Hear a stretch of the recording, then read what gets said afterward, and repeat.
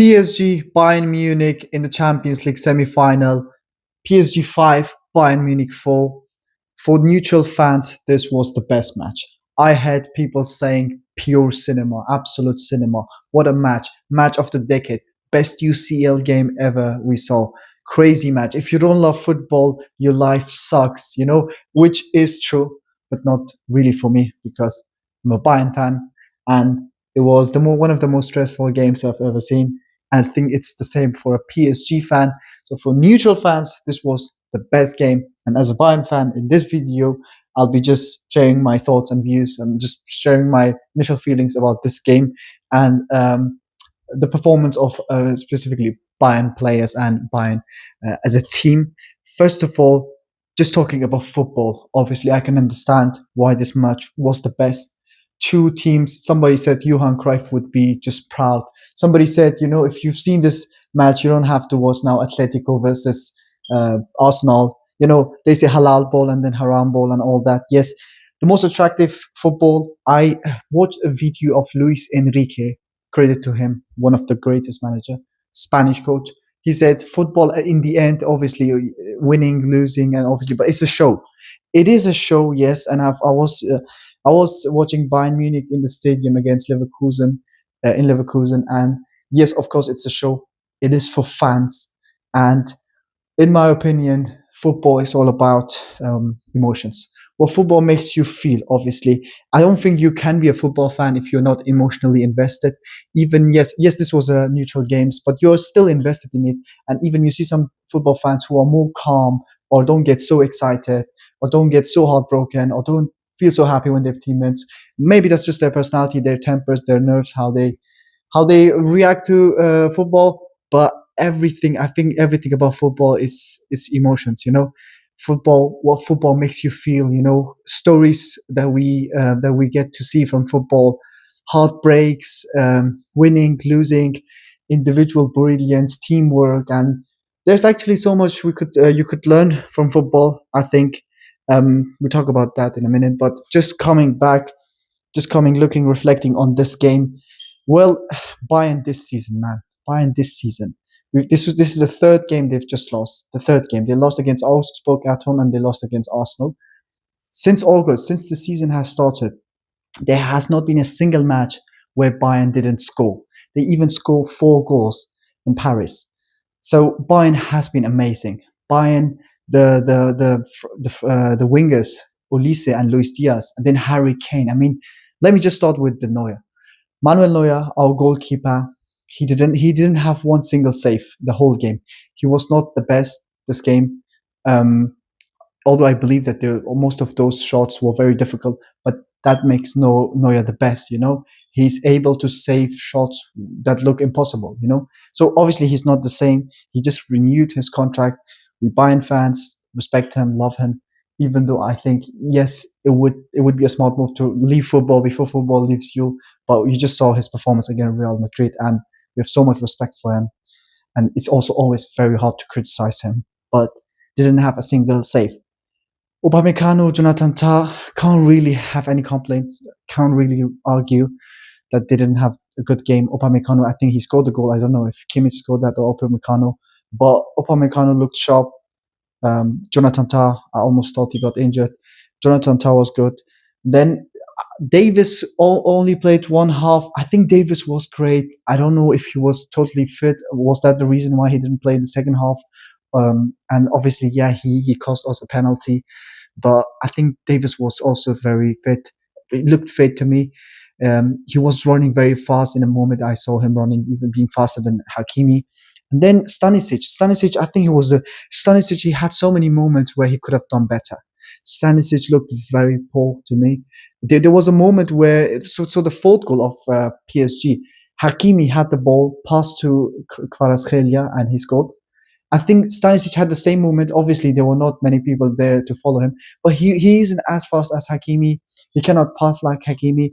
He cannot build up like Hakimi. It just tells you that Stanisic is not in that level. Yes, he had a good game against Madrid, but he looked very poor to me, and I couldn't understand why didn't the manager sub didn't replace him with Lima. I think if I don't know, maybe if Fonzie was not fit, but if Alfonso Davis was fit, I think he should have played the second half. And then Lima would play in Stanisic's position. That was it. Pavlovic and Kimmich, I think they both looked good. Kimmich had an assist. Kimmich, yes, was playing good, I think, and Pavlovic, both of them. I can't think of any mistake they've done. Yes, maybe Pavlovic lost some balls, but we talk about also PSG's tactics and how PSG played the game.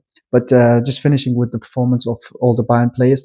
Then you got Olise. First half, there were moments when everybody was excited between this duel, between this battle, between the battle of the Olise and Nuno Mendes, and I think he beat him.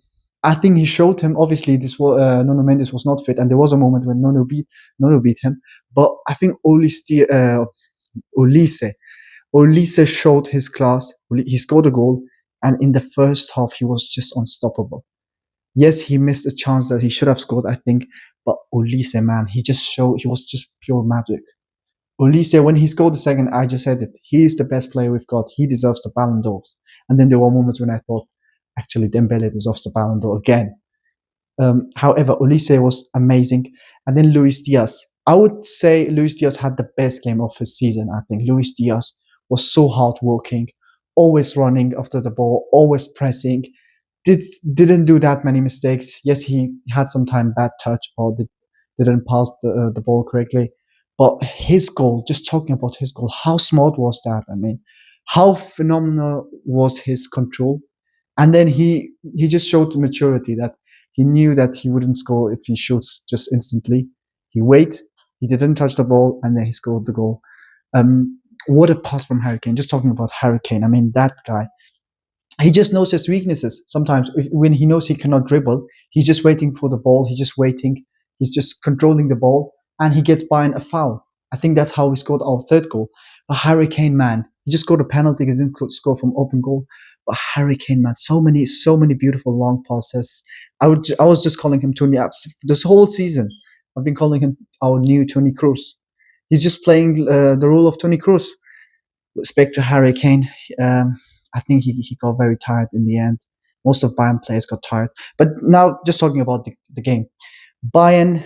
I think if a PSG fan watched the game, he would be absolutely gutted and frustrated that they were leading 5-2 and then they conceded two goals. But just looking at PSG, from every kickoff they had, they was just giving ball to Bayern.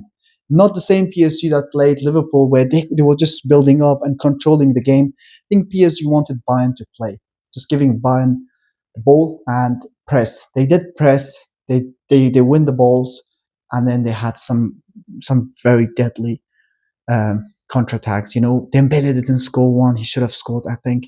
And then even in the end, they hit the post. But just talking about the first half, I think Bayern should have scored more. I think Bayern looked so much more dangerous. Wouldn't particularly say dangerous, but it looked like Bayern was going to score in any minute. And there was just one penalty that we scored. Musiala, how can I now forget about the performance of Musiala? Musiala, just very disappointed. Very disappointed in Musiala. Very disappointing.